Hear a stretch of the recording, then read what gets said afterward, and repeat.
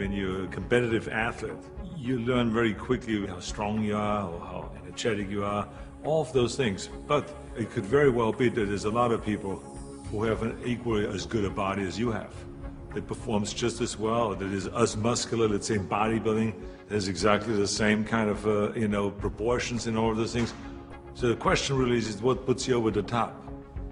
It is the mind that really creates the body. It's the mind that makes you really work out the 4 or 5 hours a day. It is the mind that visualizes of what the body ought to look like as the finished product.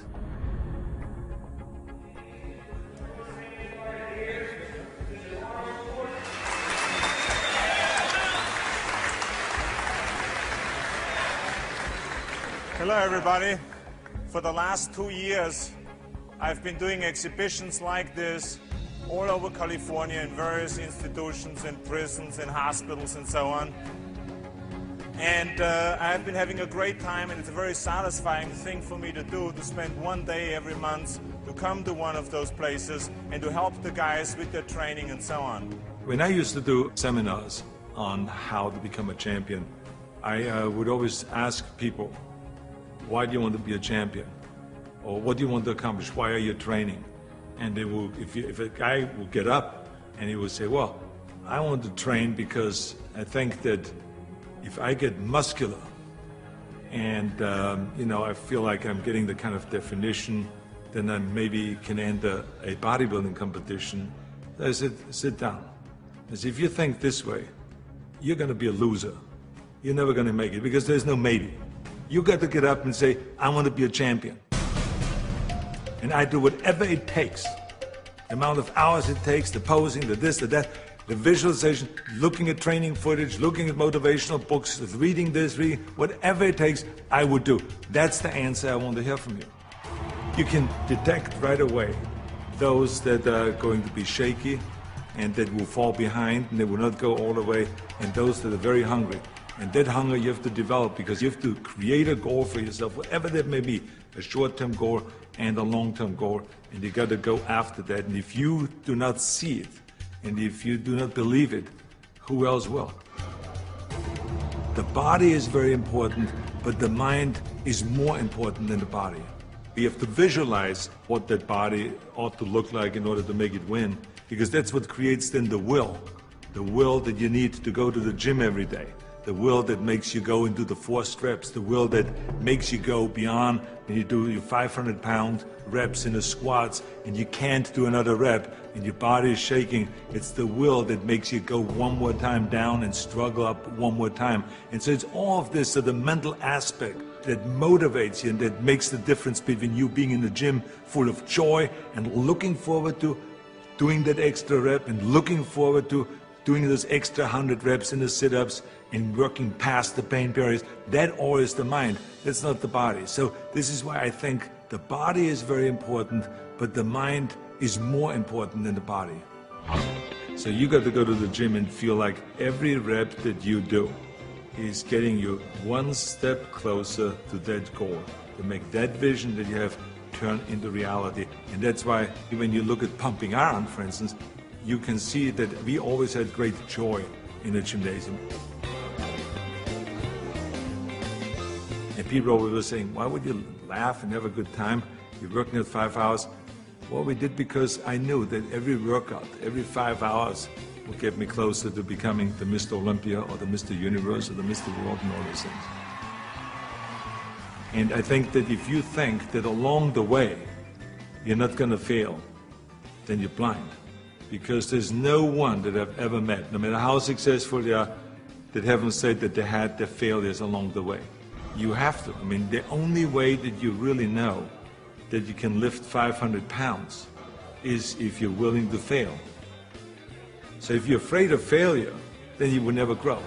The people that grow the furthest are the people that really don't care. They fail or they make it, they're going to take that risk because that's what you have to do. I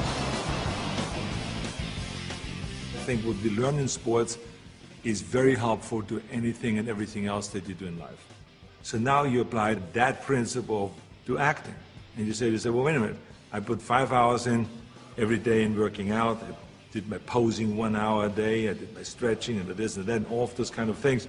So now, let me apply the same thing to my acting career. Let's go to acting class every day. Let's go and work on the accent, the same amount of time, with the same will, and let's visualize what am I shooting for? Okay, I want to be another Clint Eastwood. I want to be another John Wayne. I want to be another Kirk Douglas, all those great heroes that I admired as a kid. So that's what I'm going after. And that same principle works, even though there's so many people around that say, no, you will never make it because you have an accent, your body is too big, and your name Schwarzenegger or whatever, who can pronounce that? But you know. It doesn't matter if anyone else knows and if anyone else believes in it, but you know. And that you know that principle of visualizing yourself as a star will work, and all you have to do now is go towards that vision. I've retired from bodybuilding in 1975, and I signed a series of Conan movies. Here I was, big studio behind you, budget $20 million, of course, which was in those days is an equivalent of today, $150 million. I was going to Australia to be a judge at the Mr. Olympia competition. But then all of a sudden, I thought, I should compete.